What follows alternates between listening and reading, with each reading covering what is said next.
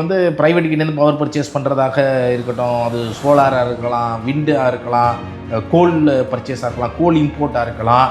So இவங்க purchase பண்ணுறது மட்டுமே கிட்டத்தட்ட பார்த்தீங்கன்னா 75,000 கோடி 80,000 கோடி. அந்த அளவுக்கு எக்ஸ்பெண்டிச்சர். நீங்கள் அதில் இந்த மாதிரி ஒரு 30-40% கரப்ஷன் நடந்ததுன்னா என்ன ஆகும்னு யோசிச்சுப்பாங்க. ஸோ இன்றைக்கி வந்து நம்மளுடைய ஃபினான்ஸோடைய ஒரு என்டையர் சங்கை ஒவ்வொரு வாட்டியும் பட்ஜெட்டில் வந்து 15,000 கோடி ரூபா சப்சிடி, 20,000 கோடி ரூபா நாங்கள் இபிக்கு கொடுக்குறோன்னு பட்ஜெட்டில் நம்மளுடைய வரி பணத்தை கொண்டு போய் கொடுக்குறாங்க.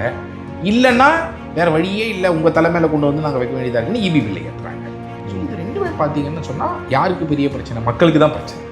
ஸோ இந்த 2 டிபார்ட்மெண்ட்டுமே அண்டு நம்ம இன்னொன்று என்ன புரிஞ்சுக்கணும்னா இந்த 2 டிபார்ட்மெண்ட்டுக்கும் ஒரே மினிஸ்டர் இருந்தாங்க. எஸ், செந்தில் பாலாஜி. அப்போ எவ்வளோ பெரிய இந்த 2 துறைகளுக்கும் அதுக்கு ஒரு குவாலிஃபிகேஷன். ஊழல் பிரியக்கூடாதுல்ல, ஊழல் பிரிஞ்சு போகக்கூடாதுல்ல, ஒரே இடத்துல நடக்கணும்ல. அது மட்டும் கிடையாது, அதுக்கு குவாலிஃபிகேஷன், அடிப்படை குவாலிஃபிகேஷன் முன்னாள் ஊழல் பண்ணியிருக்கிறதுக்குன்னு எக்ஸ்பீரியன்ஸ் இருக்கணும். அந்த வகையில் அவர் செந்தில் பாலாஜிக்கு அவங்க வந்து அவர் தான் ஃப்ரெஷ்ஷாக அவர் பார்ட்டிக்குள்ளே வந்திருக்கிறாரு. ஆமாம், டிஎம்கேக்குள்ள 2019 தான் வராரு. ஆனால் 2021 இவ்வளவு பெரிய 2 டிபார்ட்மெண்ட்டை எடுத்து கொண்டு போய் இஸ் வெல் குவாலிஃபைடு. ஐடியாவே இதில் ஊழல் பண்ணணும் அப்படிங்கிறது தான் ஐடியாவாக இருந்திருக்கிற மாதிரி.